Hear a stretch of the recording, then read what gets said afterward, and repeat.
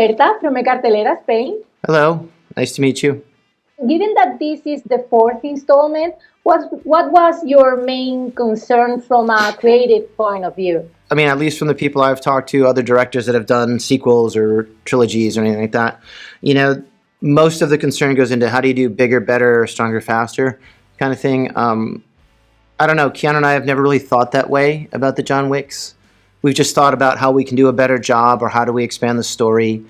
I mean, it's always the same, right? How do you keep trying to be creative and keep it interesting to the audience? How to be subversive so you're not showing them the same thing over and over again or repeat yourself.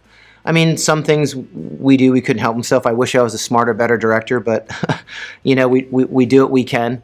It all starts with me trying to be a better director, Keanu learning more skill sets, my crew being a little bit better at their job, so we all equally expand and just try to make a better movie by being better ourselves.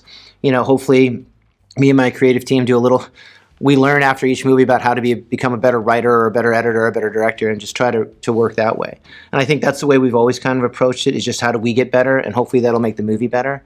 You know, we also try to listen to what we love and what works about the John Wicks, world creation, mythology, character development, and of course, you know, action always comes fairly, I wouldn't say easy, but in my mind I can see things that make the action, I think, interesting because I have so many interests. It makes me want to try and explore these interests.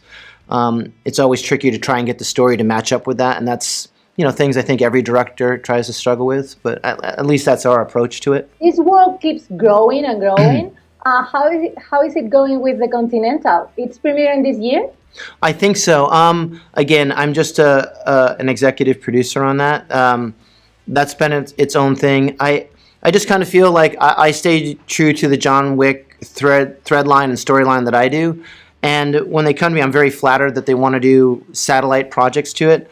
I try to give the people that are creatively in charge of that as much lee room as they could. I think that's just how you expand the world, right? If it's always coming from my head and my direction, it's going to be somewhat limited. So I try to stay as much hands-free as I can and let those creative elements try to explore the world and see what they come up with.